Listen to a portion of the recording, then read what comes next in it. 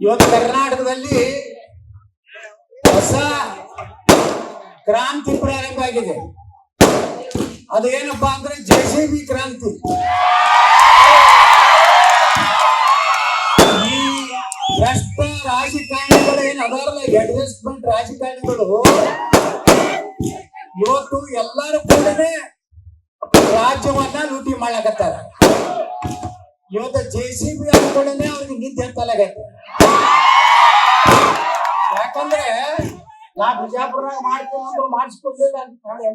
5 ವರ್ಷದಿಂದ ಬಂದ ಬಿಜಾಪುರ ರೊಕ್ಕ ಇಲ್ಲಿ ಕಟ್ಟಗರ ಸಲುವಾಗಿ ಕಸಾಯಿ ಖಾನೆ ಮಾಡಿಸ್ಕೊಡುದಿಲ್ಲ ಅಂತ ಹೇಳಿದೆ ನಾನು. ಈಗ ಏನೇನ್ ಮಾಡ್ತಾರ ಮಾಡ್ಲಿ ಇವರು. ನನ್ನ ಸರ್ಕಾರ ಬಂತಂದ್ರೆ ಅವನ್ನೆಲ್ಲ ಸ್ವಚ್ಛ ಮಾಡಿ ಯಾವ ಆಕಳುಗಳು ಗೋ ಸಂಪತ್ತು ಇವತ್ತು ನೋಡ್ರಿ, ನಮ್ಮ ಗೋ ಸಂಪತ್ತು ತಂದ್ರೆ ಈ ರಾಸಾಯನಿಕ ಗೊಬ್ಬರ ಅದು 28 ಮಾಡಕತ್ರ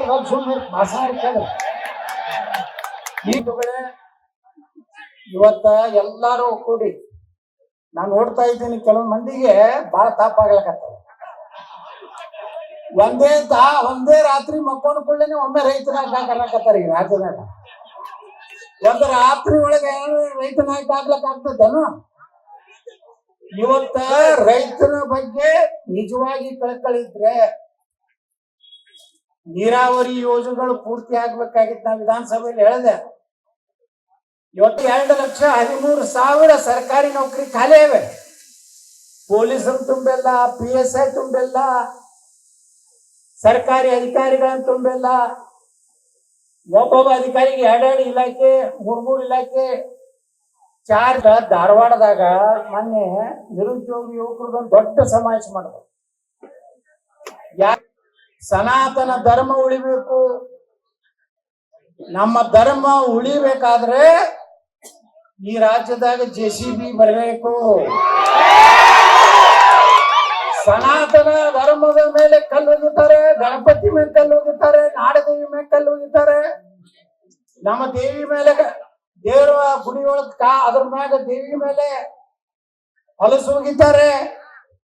ಅಂದ್ರ ಎಷ್ಟು ನೀಚತನ ಅವ್ರಲ್ಲಿ ಬಂದದ. ಅವ್ರು ನಮ್ ಕೂಡ ಕೂಡಿರ್ಬೇಕನ್ನೋಂತ ಭಾವನೆ ಇಲ್ಲ.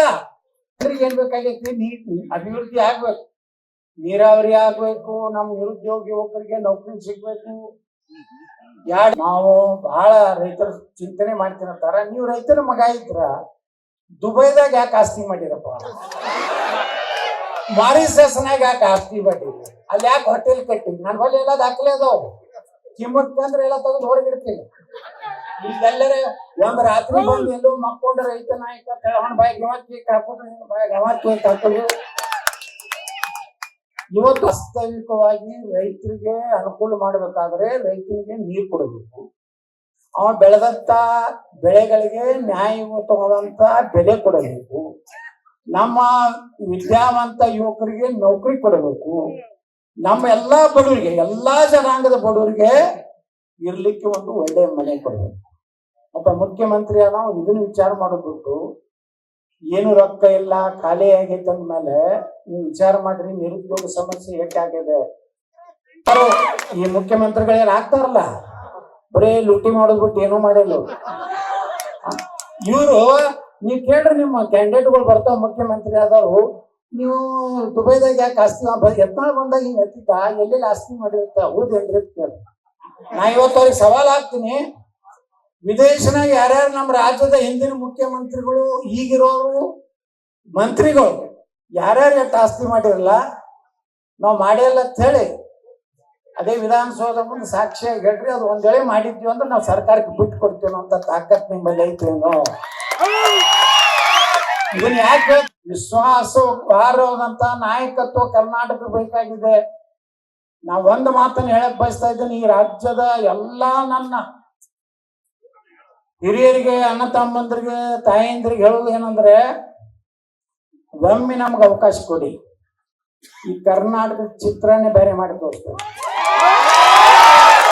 ಪ್ರಾಮಾಣಿಕವಾಗಿ ಇವತ್ತು ಮತದಾನ ಮಾಡ್ರಿ, ಹೊರಗೆ ಬಂದು ಮತದಾನ ಮಾಡ್ರಿ, ಇಲ್ಲಾಂದ್ರೆ ಈ ದೇಶ ಭಾರತವಾಗಿ ಉಳಿದಿಲ್ಲ.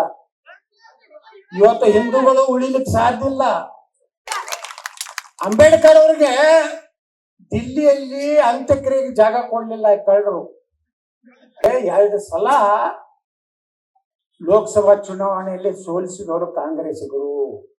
ಇದನ್ನೆಲ್ಲಾರು ನೀವು ತಿಳ್ಕೊಳ್ಳಿ. ಎಲ್ಲಿವರೆಗೆ ಈ ದೇಶನಾಗ ಸನಾತನ ಹಿಂದೂ ಧರ್ಮ ಇರ್ತದೆ ಅಲ್ಲಿವರೆಗೆ ಭಾರತದ ಸಂವಿಧಾನ ಇರ್ತದೆ. ನಾವು ಹಿಂದೂಗಳು ಸಂವಿಧಾನವನ್ನು ಒಪ್ಪೋರು ನಾವೇ. ಅವ್ರಿಗೆ ಹೋಗಿ ಕೇಳ್ರಿ ನೀವು. ನಮ್ಮ ಗಣಪತಿ ಡಿಜೆಕ ಪರ್ಮಿಷನ್ ಬೇಕಂತ, 5 ಸಲ ದಿನ ಒದರ್ಲಾಕ ಹೇಳಿಲ್ಲ. ಅದಕ್ಕೆ ಅವ್ರಿಗೆ ಹೇಳಿ ಸಿದ್ದರಾಮಯ್ಯ 2028 ಎಕ್ಸ್ಪೆಲ್ ಆದ ಯತ್ನಾಳ್ ಈ ರಾಜ್ಯದ ಮುಖ್ಯಮಂತ್ರಿ.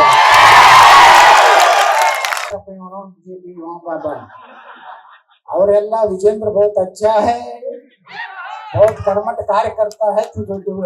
ನಕಲಿ ರಿಪೋರ್ಟ್ ಕೊಡ್ಬೇಕು ಕಂಪನಿ ಅದಾವ ಬಿಜೆಪಿ. ಈಗ ಗುರ್ತಾಗತ್ತೆ बीजेपी में बसनगौड़ा अच्छा था, ये तो लुच्चा है, गुर्ता